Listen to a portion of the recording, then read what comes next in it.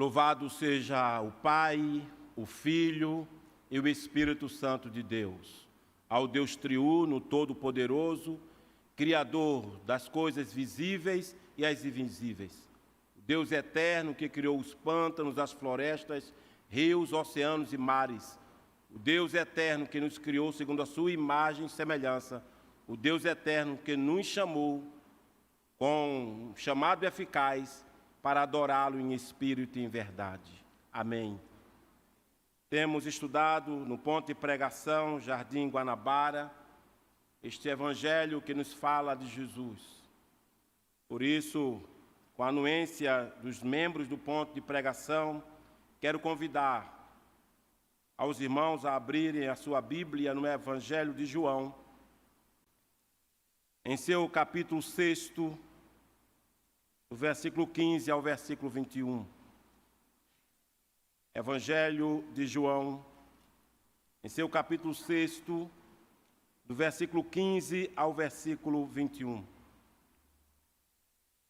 Sentados, contudo, com o coração reverente e atento à voz de Deus, leamos o que diz a palavra do Senhor. Você acompanha em sua Bíblia. Sabendo, pois, Jesus que estavam para vir com o intuito de arrebatá-lo para o proclamarem rei, retirou-se novamente sozinho para o monte. Ao descambar o dia, os seus discípulos desceram para o mar e, tomando o barco, passaram para o outro lado, rumo a Cafarnaum. Já se fazia escuro. Jesus ainda não viera ter com eles. E o mar começava a empolar-se, agitado por ventos rijos, que soprava. Tendo navegado uns 25 a 30 estádios, eis que viram Jesus andando por sobre o mar. Aproximando-se do barco, ficaram possuídos de temor. Mas Jesus lhes disse: sou eu, não temais. Então eles, de bom grado, o receberam, e logo o barco chegou ao seu destino. Oremos ao nosso Deus, rogando a iluminação que vem do Espírito Santo. Senhor Deus, aqui estamos neste templo, neste tempo, reservados para a adoração comunitária, adoração solene ao Senhor. Atendendo a tua voz, que diz: celebrai com júbilo ao Senhor todos os moradores da terra. Aqui estamos, ó Deus, em uma reunião, em um encontro solene com o Senhor Deus, para te adorar. Lemos, ó Deus, textos da tua palavra, palavra autoritativa, suficiente, palavra que nos salva, que nos santifica. Cantamos louvores, cânticos espirituais, hinos que exaltam ao teu santo nome, os teus atributos, a tua palavra. Confessamos os nossos pecados, não poucos. Pedimos nesse instante que o Senhor venha ao nosso encontro para nos admoestar, para edificar a nossa fé, para nos consolar diante dos lutos, diante dos hiatos, diante de fatos que causam-nos estranheza. Fala-nos, ó Deus, por meio da tua palavra. Queremos ouvir a tua voz nesta manhã, como temos ouvido. E pedimos o teu auxílio, Espírito Santo, a tua iluminação sobre as nossas mentes e corações. Em nome de Jesus Cristo. Amém. Não vivemos em um sistema fechado, apenas imanente. Há um sistema completamente aberto, onde o nosso Deus pode agir conforme a sua vontade, os seus planos. Nós não vivemos sob um sistema cartesiano, de cálculos, despesas, algo fechado. Vivemos com Deus, aquele que nos faz estar acima das nuvens e acima das tempestades. Amém. Queridos irmãos, o Evangelho de João apresenta Jesus como um Filho de Deus, Aqui temos diante de nós um texto, o fato que foi registrado pelo apóstolo João, falando dos milagres, dos prodígios realizados por Jesus Cristo de Nazaré, o nosso Salvador. Temos aqui mais um registro deste milagre, milagres, operações miraculosas, que João, na sua linguagem, vai chamar de sinal. Sinal porque para o apóstolo João, todos os milagres realizados por Jesus têm um propósito de apontar para ele como Salvador do mundo. Razão pela qual João não utiliza a palavra milagre, mas sim a palavra sinal, apontando para o próprio Jesus, o Filho de Deus, o Cordeiro que veio ao mundo tirar o pecado do mundo. Aqui nós encontramos o Senhor Jesus Cristo dando ordens aos seus discípulos. O texto correlato vai dizer que Jesus compeliu os seus discípulos a entrarem na embarcação. Jesus se retirou, ficando sozinho no monte para orar. Os seus discípulos entraram na embarcação, já era escuro. O texto nos informa que quando estavam a 25 a 30 estádios, isto é, aproximadamente 5 a 6 quilômetros da praia, enfrentaram uma tempestade, um vento forte, assustador. Os discípulos foram possuídos de medo, de pânico, quando o Senhor Jesus apareceu andando sobre as águas. O Senhor, o nosso Salvador, tem um poder sobre a natureza criada por Ele mesmo. Andando por sobre as águas e diante daquele fato, um dos seus discípulos, um dos seus apóstolos, Pedro, assustado, aceita o convite de Jesus para andar por sobre as águas e segue ao encontro de Jesus. Até que ele deixa de olhar para Jesus e passa a olhar para as ondas, sentir o vento forte, passa a afundar. E ele pede socorro a Jesus, ao Salvador. Jesus toma em suas mãos e o leva para o barco. Milagre realizado por Jesus.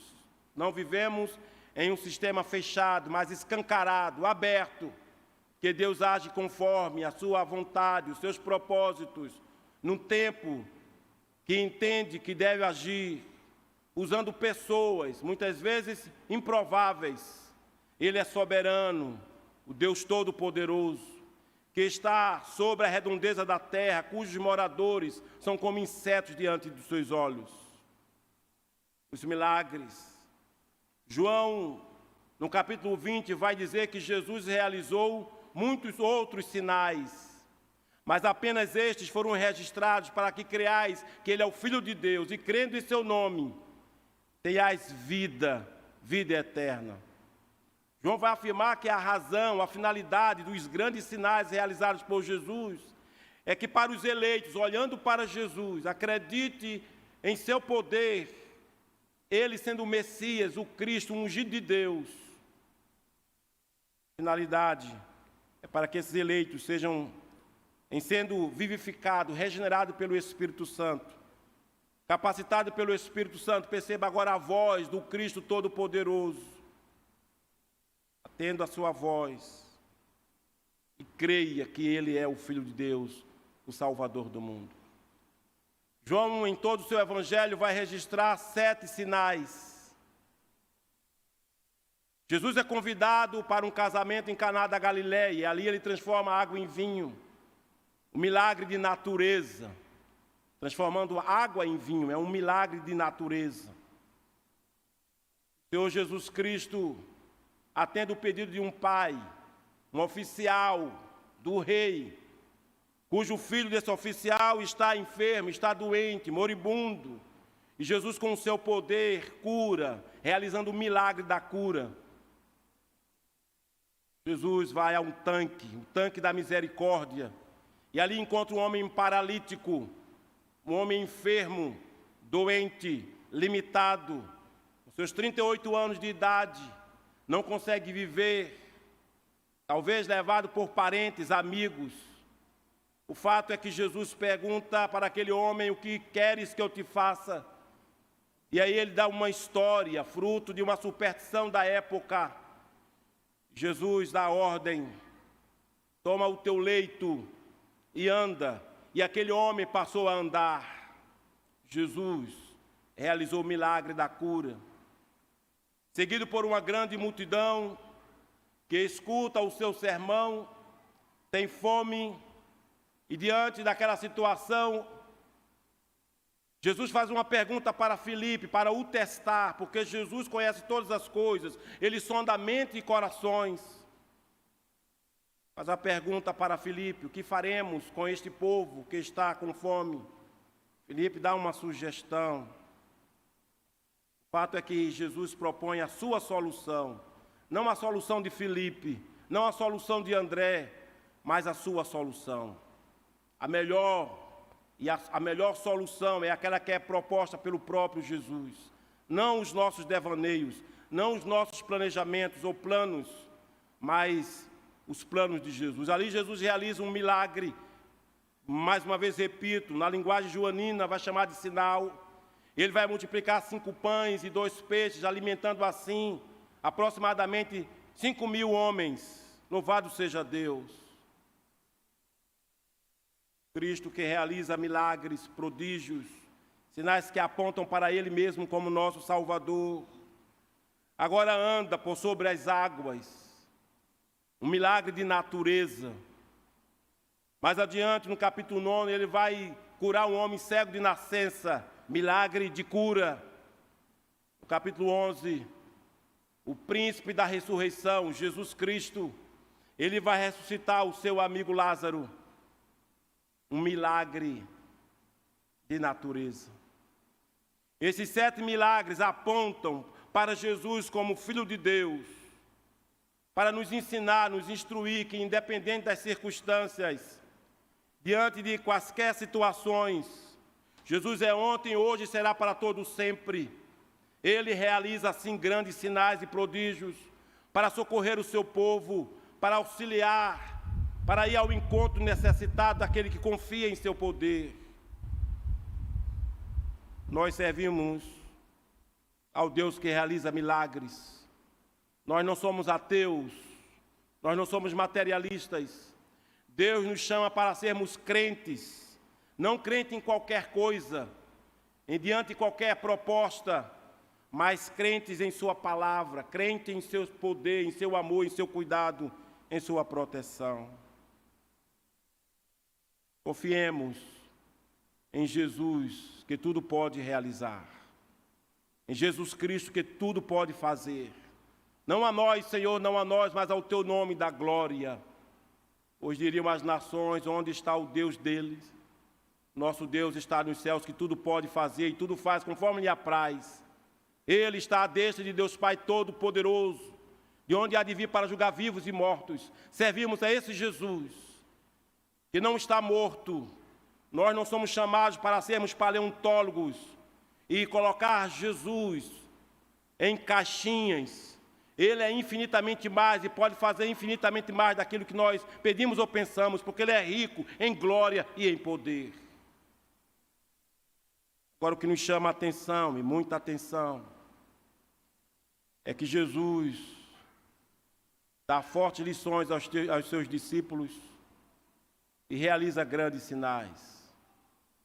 Mas o que está em outdoor, que me incomoda, é o texto do versículo 15, que diz que Jesus simplesmente, diante da intenção daquele povo de proclamá-lo rei, Jesus abandona este povo, deixa esse povo, não quer estar com esse povo.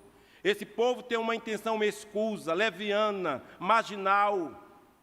E assim diz o texto no versículo 15: sabendo, pois, Jesus que estavam para vir com o intuito de arrebatá-lo, para o proclamarem rei, retirou-se novamente, sozinho, para o monte. Retirou-se, porque viu que aquele povo estava com um intuito escuso, um objetivo satânico, materialista, consumista.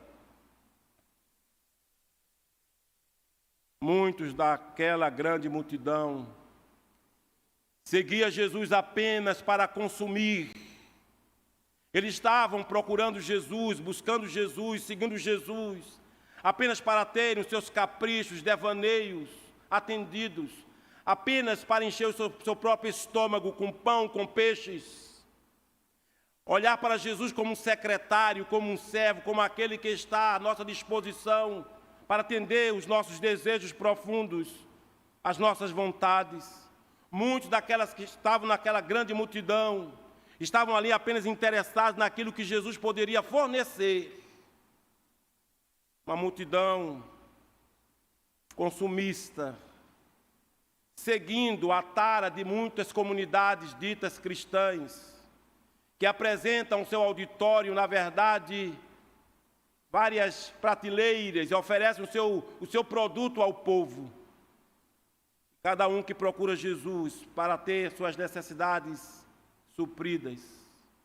Muitos estavam ali em seus pecados, na sua incredulidade, seguindo Jesus com uma intenção escusa, bandida, maligna, totalmente marginalizada. Jesus não se impressiona por ser seguido por grande multidão. Jesus não se impressiona com muita gente ao seu redor. Jesus não se impressiona quando Herodes o chama. Jesus não se impressiona quando Pilatos o questiona. Jesus não fica impressionado quando seguido por uma grande multidão de cantantes, de aventureiros, de incrédulos. Jesus veio buscar os verdadeiros adoradores. É esses que o Pai procura, os verdadeiros adoradores. Aqueles que têm um coração humilde, aqueles que são misericordiosos e o são por causa do Espírito Santo, que os regenera, que os ilumina, que os vivifica. Jesus Cristo não se impressiona diante de uma grande multidão. Muito mais quando ele percebe que essa multidão não segue por um verdadeiro digno do Evangelho, mas segue apenas para contemplar milagres. Fico pensando o que faria alguns líderes religiosos diante de um provável milagre, seja de cura ou seja de natureza, para encher os seus templos. O Senhor Jesus, muitas vezes ele realizou sinais, e ele dizia, para aquele que se beneficiou dessa ação maravilhosa de Jesus, ele dizia, não fale nada, não chame atenção, seja discreto. Vejam, por favor, rapidamente, no Evangelho de Mateus, no capítulo 8, versículo 1, 2, 3 e 4, assim diz, Jesus seguindo por uma grande multidão, aproximou-se dele um leproso e prostrou aos seus pés e o adorando, disse, Senhor, se tu quiseres me curar, tu podes fazer. Jesus curou aquele homem, aí imediatamente aquele homem tornou-se uma pessoa limpa, uma pessoa curada, sarada, sem lepra. E Jesus assim diz para ele, não fale nada para ninguém, não chame a atenção de ninguém. Jesus estava sendo seguido por uma grande multidão. Jesus olha para aquele homem, Mateus capítulo 8 diz, olha, não comente nada, não fale nada para ninguém, procure o sacerdote e obedeça o rito de passagem, porque você era um velho doente, morto, cadavérico, agora você tem vida em mim. E aí diz o texto da palavra de Deus, esse conselho dado por Jesus Cristo. Versículo 4, capítulo 8. Disse-lhe então Jesus, olha, não digas a ninguém, mas vai mostrar-te ao sacerdote e fazer a oferta que Moisés ordenou para servir de testemunho ao povo. Mas não diga nada para ninguém. Ainda no capítulo 9, capítulo seguinte desse Evangelho de Mateus, nós encontramos 2 homens cegos. E esses homens passam a gritar no capítulo 9, chamando Jesus filho de Davi, que é um título para o Messias. Jesus, filho de Davi. Esta é a expressão utilizada por aqueles 2 cegos. Tendo Jesus entrado em casa, aproximaram-se os cegos. E Jesus lhes perguntou: credes que eu posso fazer isso? Responderam-lhe: sim, Senhor, nós cremos. Então Jesus lhes tocou os olhos, dizendo: faça-vos conforme a vossa fé. E abriram-se-lhes os olhos. Jesus, porém, os advertiu severamente, dizendo: cautelai-vos de que ninguém o saiba. Jesus, ele não é marqueteiro. Jesus não é secretário. Jesus veio ao mundo para chamar homens habilitados pelo Espírito Santo, para adorar a Deus em espírito e em verdade, independente da situação, independente das circunstâncias. Mas o nosso foco, a nossa atenção é adorar a Deus, Deus Todo-Poderoso, o Eterno, Pai, Filho e Espírito Santo. Jesus abandona aquela multidão. No início deste capítulo 6 do Evangelho de João, Jesus alimenta esta multidão. Agora ele foge desta multidão, mas adiante ele vai retornar para ensinar esta multidão. Jesus fugiu, porque alguns procuram Jesus com um interesse, que não é aquele inspirado pelo próprio Deus, é um interesse carnal, maligno, que nos tem levado a Jesus, que tem nos feito procurar Jesus. Sim, temos que apresentar ao Senhor as nossas súplicas, as nossas necessidades, mas não segui-lo em função daquilo que Ele pode fazer, mas em função daquilo que Ele é, o Cristo Todo-Poderoso, o Filho de Deus, o Eterno. E se Ele realizar, eu vou glorificá-lo sim, vou exaltar o seu nome, mas se Ele não atender os meus pedidos, irei me submeter à sua vontade, como o próprio Jesus assim o fez. Ó Deus, afasta de mim este cálice, se possível, mas antes seja feita não a minha vontade, mas a tua. Porque Jesus abandona, rejeita aqueles que o procuram com intenções de proclamá-lo rei. É bem verdade que os judeus estavam aguardando o rei, o Messias, o Cristo, prometido nas escrituras veterotestamentárias. Contudo, eles pensavam que o Messias iria vir, iria chegar, iria se revelar como um grande general, um comandante, um poderoso, queria adentrar para destruir o Império Romano e livrar o povo judeu dessa tirania romana. Jesus adentra em Jerusalém, montado em um jumento. Jesus diz: olha, o meu reino não é este, o meu reino é celestial.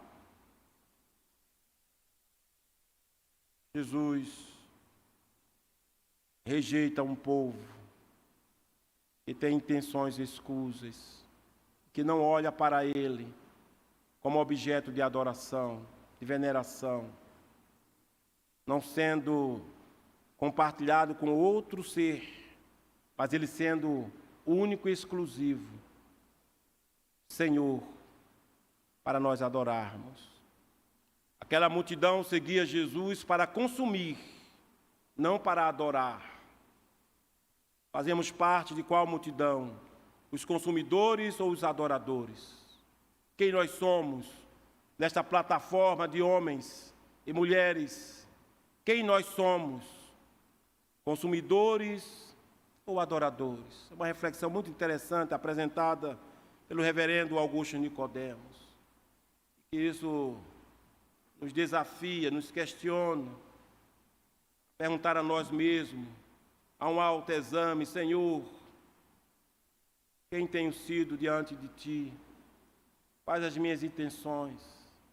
Ajuda-nos, ó Senhor Deus, a sermos adoradores e saber que Tu és o Salvador, o Filho do Deus eterno, que veio para nos redimir de todos os pecados e nos habilitar à vida eterna, em nome de Jesus, amém.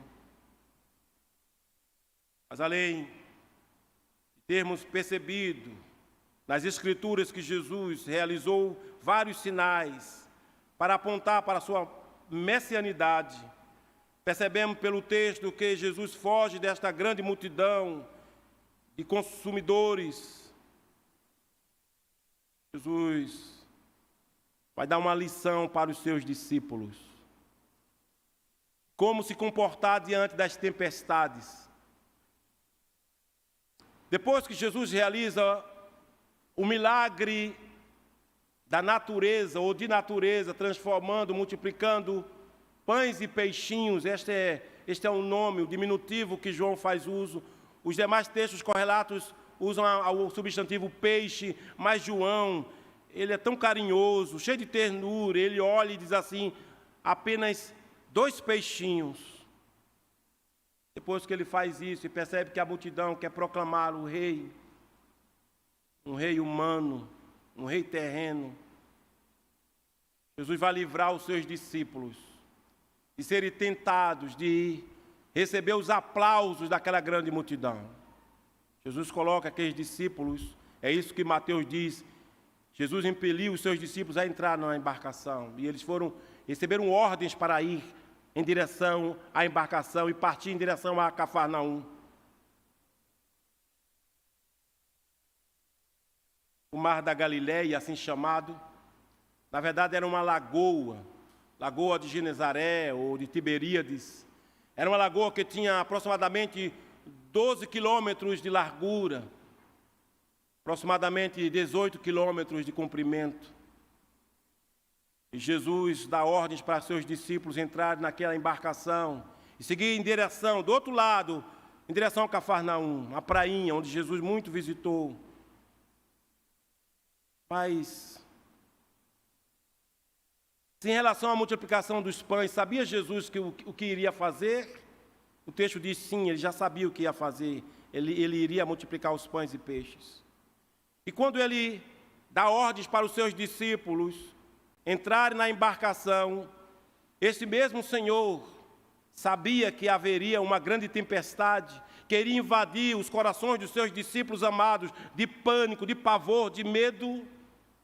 Sim, sabia. Sabia.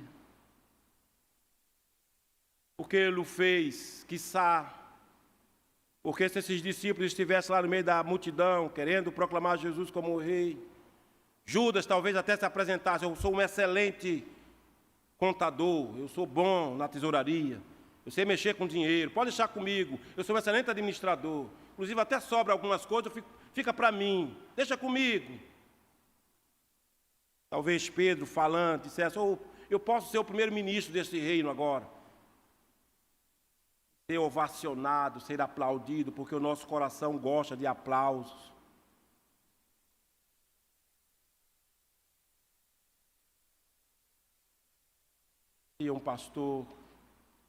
Conheci um pastor,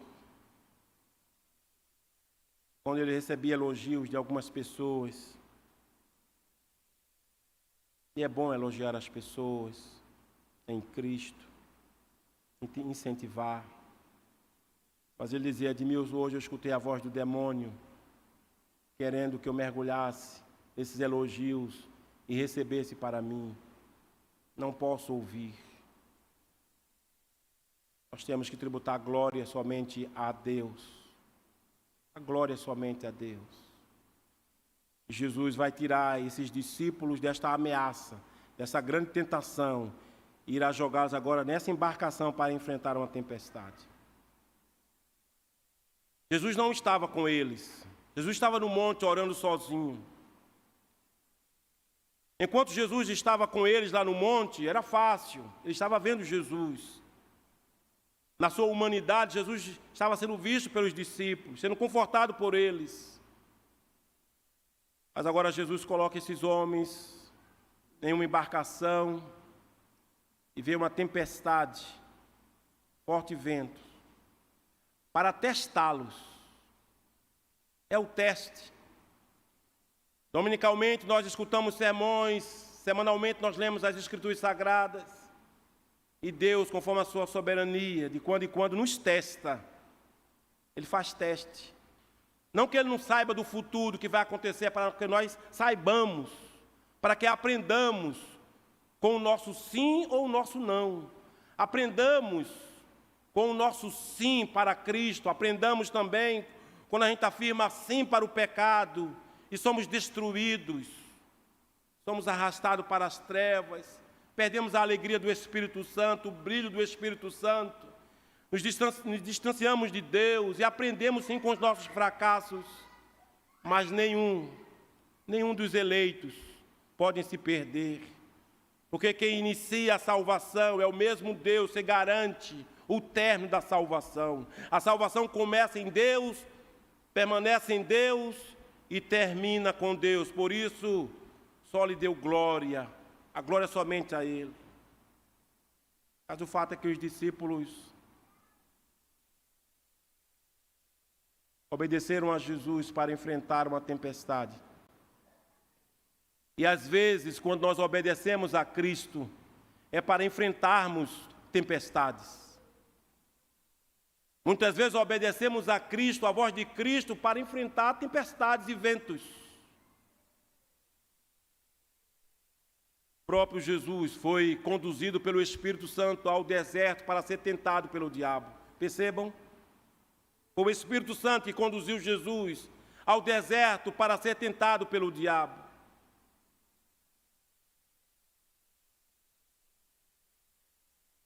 Paulo pretende evangelizar.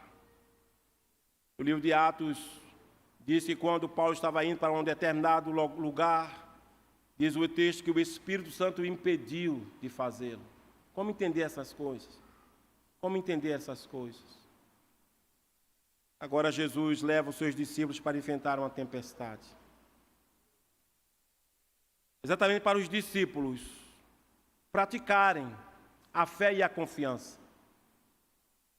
Jesus nos conduz muitas vezes para enfrentar tempestades, para nós confiarmos nele, permanecermos firmes, independente das circunstâncias, independente dos elementos periféricos, mas confiar, depender, olhar para Jesus.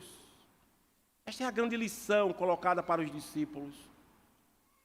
Diziam os discípulos: nós acabamos de perceber Jesus realizando o sinal da multiplicação e agora estamos enfrentando essa tempestade, estamos mais ou menos a 5 quilômetros da praia, já estamos na escuridão e o que fazer?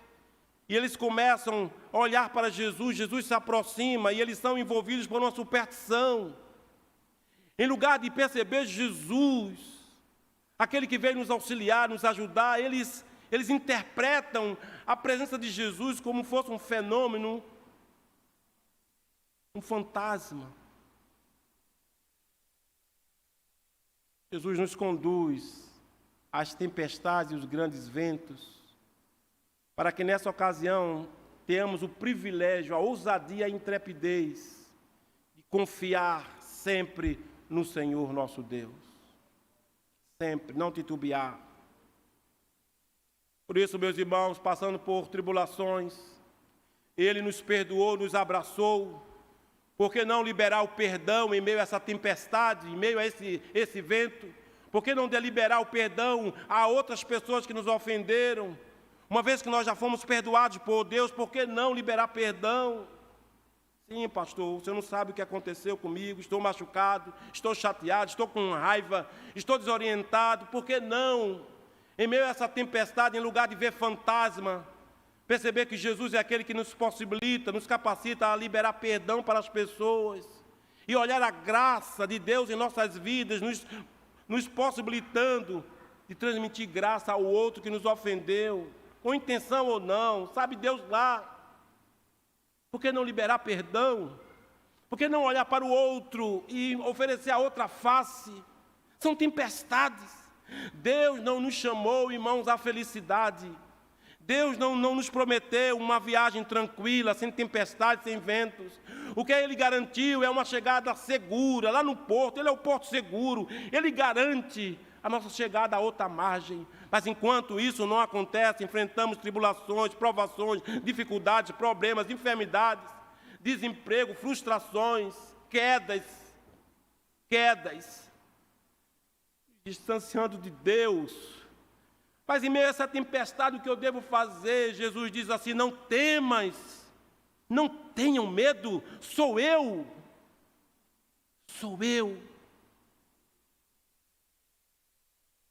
Muitas vezes, irmãos, somos conduzidos a enfrentarmos tempestades e ventos fortes, não porque por fruto de dar obediência à voz de Deus. Pelo contrário, às vezes enfrentamos tempestades, ventos fortes, consequência da nossa desobediência ao próprio Deus. Desobediência ao nosso Deus, enfrentamos desastres. Jonas, um homem de Deus, alguém que frequentou a escola, a casa dos profetas, alguém que tinha intimidade com Deus.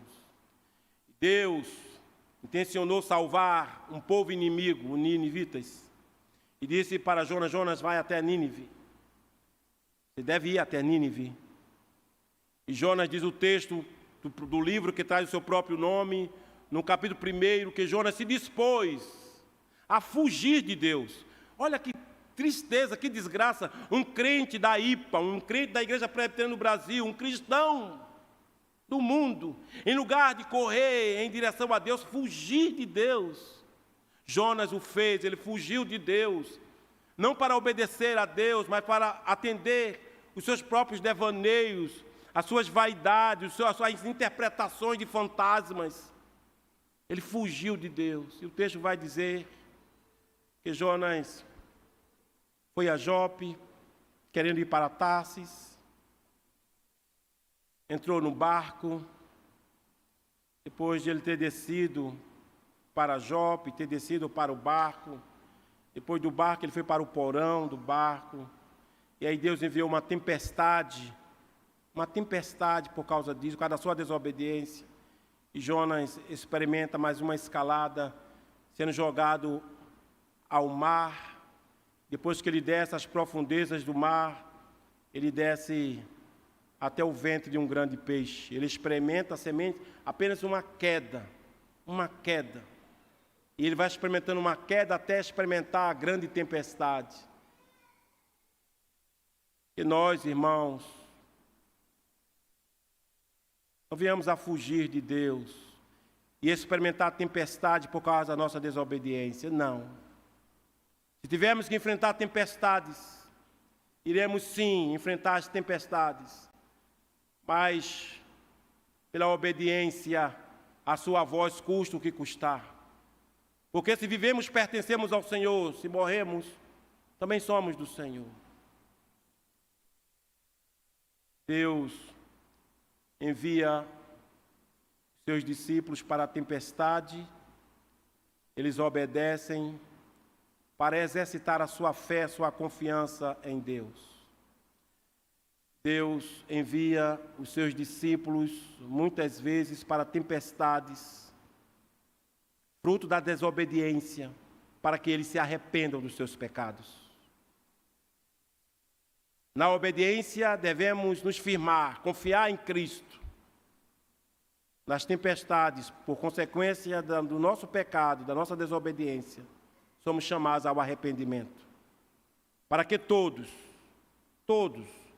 aqueles que enfrentam tempestades por obedecerem a Cristo, aqueles que enfrentam tempestades por desobedecerem a Cristo, a intenção de Deus é que todos nós cheguemos a Ele, em arrependimento e em confiança.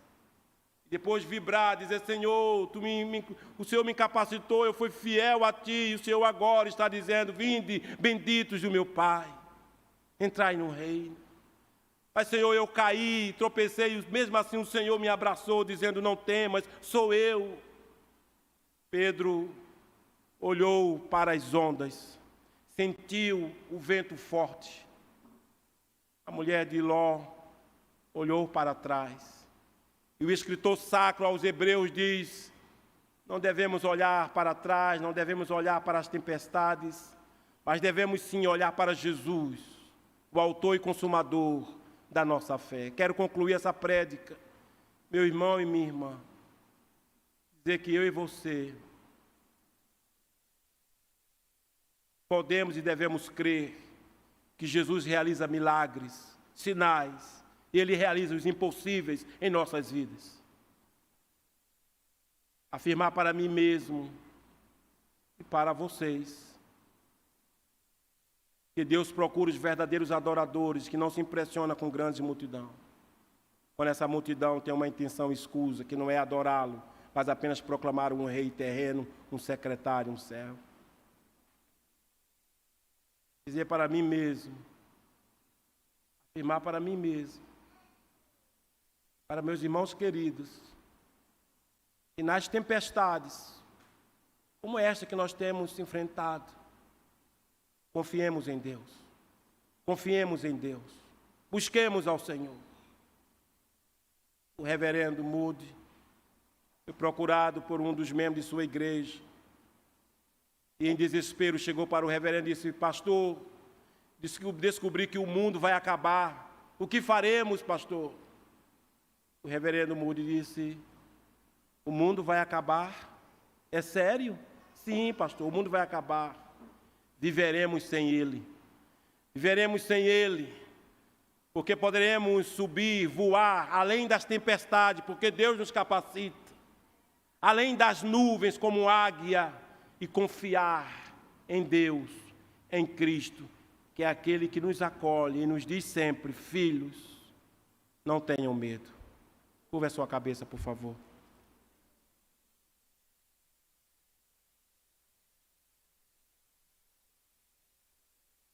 Senhor Deus, não somos membros de uma grande multidão, que são poucos que entram no caminho que conduz à salvação. Fala comigo, Senhor. Fala comigo. Move meu coração a confiar em Ti, em meio às tempestades, que amamos a Tua palavra e a Tua voz. Contudo, ó Deus, se nós chegarmos a enfrentar tempestades por um descuido, uma negligência, que o Senhor nos ajude a retornar, a voltar ao Teu caminho, em contrição e arrependimento verdadeiro. Graças Te damos, Senhor, porque tudo Tu podes fazer. Podes realizar infinitamente mais do que pedimos ou pensamos, porque Tu és rico em graça e em misericórdia. Em nome de Jesus. Amém.